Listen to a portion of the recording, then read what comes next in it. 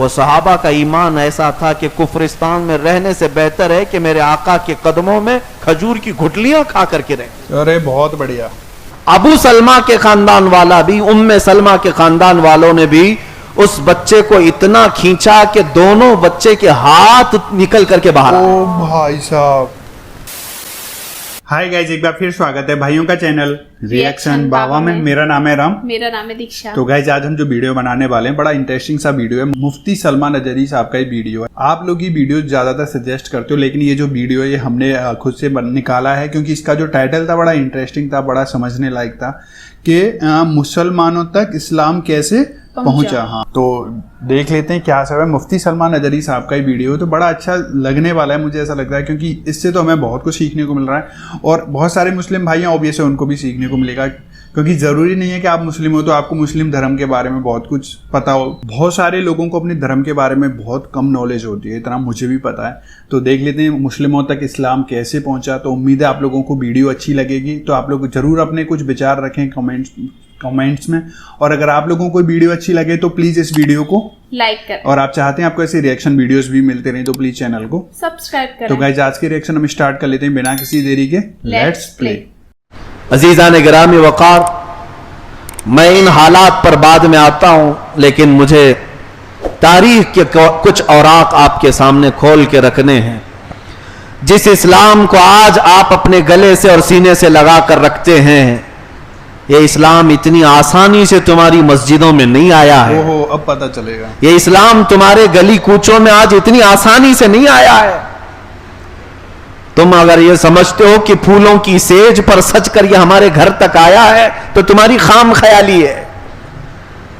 یہ ہم تک اگر پہنچا ہے، اس کے لیے کئی قربانیاں، کئی لوگوں کے خون اس میں گئے ہیں. تمہیں اندازہ بھی نہیں ہے میرے عزیزوں. اس بات کا المیہ تو ہے، اس بات کی تکلیف بھی ہے مجھے کہ ہمارے بچے ہماری تاریخ سے واقف نہیں اور پڑھتے بھی نہیں، پڑھنا بھی نہیں چاہتے. وہی میں بتا رہا تھا نا آپ لوگوں کو اسٹارٹنگ میں. ان قربانیوں کا جب میں ذکر کرتا ہوں تو رونگٹے کھڑے ہو جاتے ہیں. میری باتیں اس لیے نہیں ہوتی کہ تم جنگ کے میدان میں اتر جاؤ. میری باتیں اس لیے ہوتی ہیں کہ اپنے دین کو ہلکا نہ سمجھو. آسمان سے یا زمین سے کہیں سے بھی کوئی طوفان آئے، میرا دین حق تھا، حق ہے اور حق رہے گا. اس بات پر یقین رکھنے کے لیے ہم آپ کو ابھارتے ہیں. اس کے علاوہ اور کیا مسئلہ ہے؟ میرے عزیزوں، رسول کریم صلی اللہ تعالی علیہ وسلم کے صحابہ کی جو آزمائشیں ہوئی، کن کن معاملات پر انہوں نے قربانیاں پیش کی ہیں. مال کی بھی، اولاد کی بھی، جائیداد کی بھی، اور ساتھ ہی اپنے خواہشات کی بھی. ہر طرح کی قربانیوں کی مثالیں میں تمہارے پاس رکھ سکتا ہوں. آپ کو اندازہ ہوگا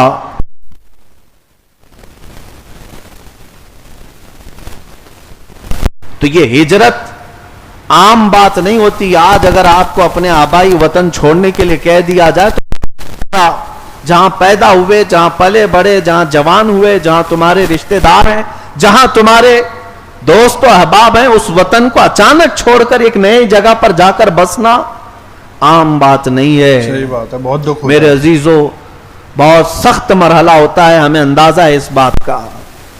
رسول پاک صلی اللہ تعالی علیہ وسلم جس وطن کو چھوڑ کر جا رہے تھے وہ عام شہر نہیں، وہ بھی اللہ کا شہر ہے، مکہ مکرمہ.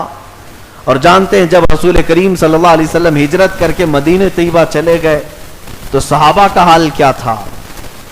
صحابہ یہ سوچتے کہ حضور وہاں ہیں تب بھی ہماری سن رہے ہوں گے، یہاں رہیں گے تب بھی ہم ایمان پر رہیں گے. نہیں، وہ صحابہ کا ایمان ایسا تھا کہ کفرستان میں رہنے سے بہتر ہے کہ میرے آقا کے قدموں میں کھجور کی گھٹلیاں کھا کر کے رہیں. ارے بہت بڑھیا. بڑی بڑی جائیدادیں چھوڑ کر کے وہ مکہ سے نکلے تھے. اور ایک ایسی ہی تاریخ کے جھروکوں میں بات ملتی ہے. حضرت ام سلمہ کا نام سنا ہوگا. ام سلمہ اور ان کے شوہر ابو سلمہ.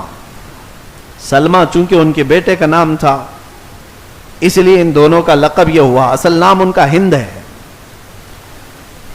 یہ دونوں شوہر بیوی ام سلمہ ابو سلمہ، ان کا ایک بیٹا ہے. اور دونوں اس وقت رسول کریم صلی اللہ تعالی علیہ وسلم کی بارگاہ میں ایمان لائے جب حضور ہجرت کر کے جا چکے تھے. شوہر اور بیوی دونوں ایمان لائے, بچہ ساتھ میں ہے, مسئلہ کسی کو ہونا ہی نہیں چاہیے, لیکن شوہر اور بیوی اور بچہ تینوں مل کر کے مکہ چھوڑ کر ہجرت کر کے جانے لگے. بات اصل یہ تھی کہ ام سلمہ کا خاندان الگ تھا, ابو سلمہ کا خاندان الگ تھا, اور دونوں کافروں کے خاندان ہیں. جب دونوں خاندانوں کو معلوم پڑا کہ ہمارا بیٹا اور ان کی بیٹی ہجرت کر کے جا رہے ہیں, تو ایک دوسرے پر الزامات لگانے لگ گئے.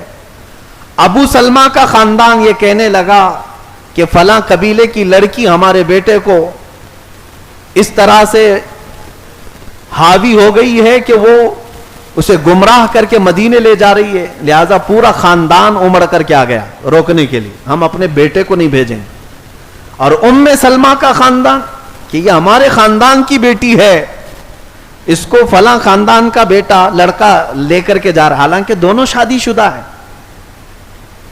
اب ان دونوں شوہر اور بیوی کے معاملات کو لے کر دو بڑے خاندان مکہ کے میدان میں آ گئے جھگڑا کرنے کے لیے.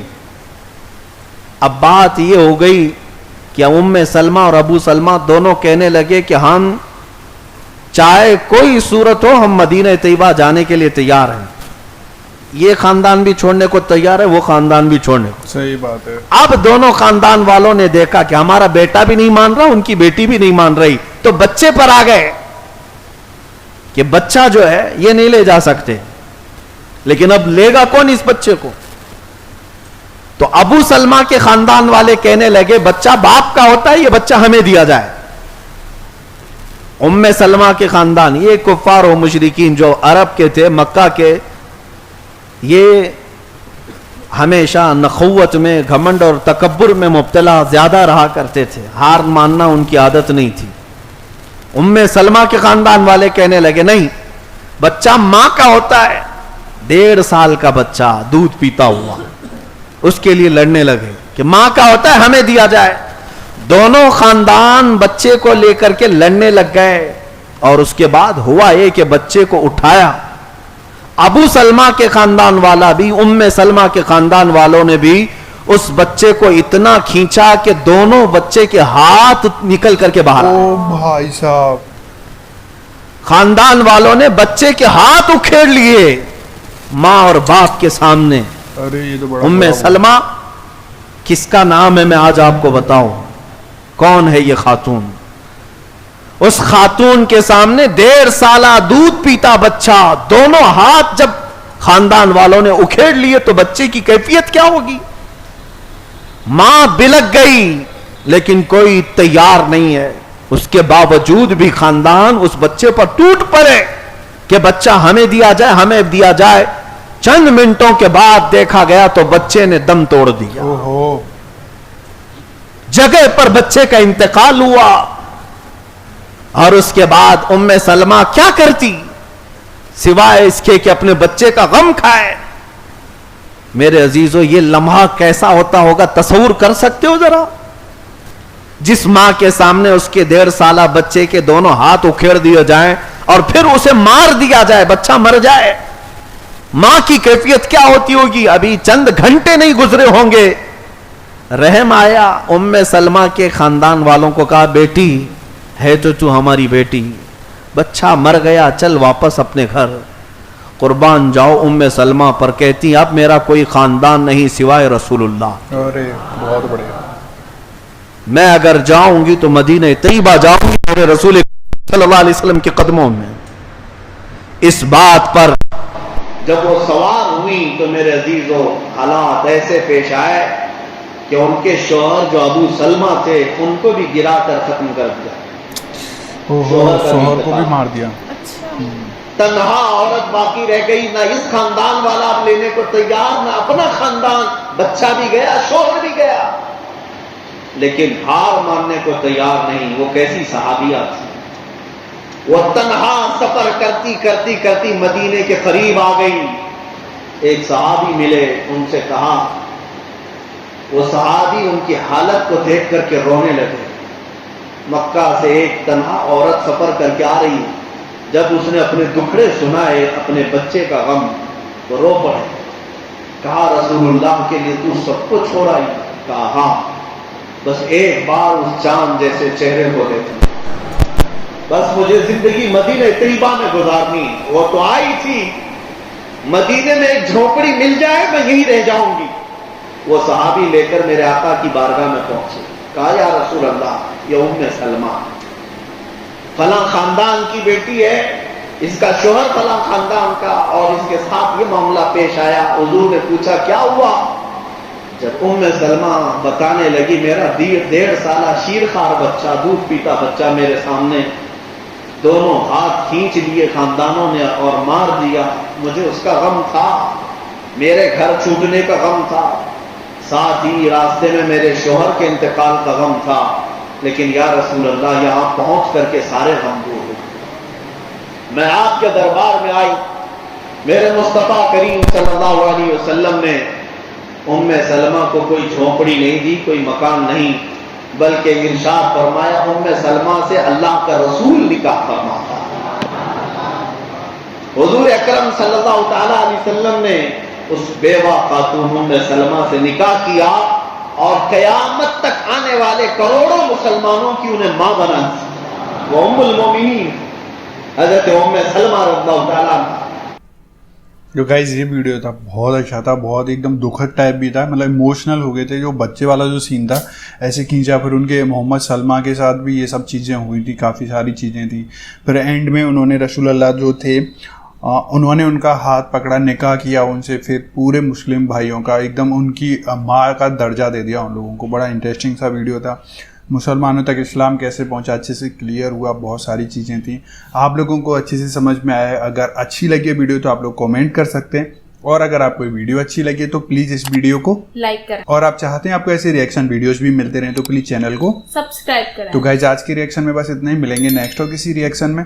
तब तक ले thank you so much for watching, bye bye guys, C you guys, take care guys.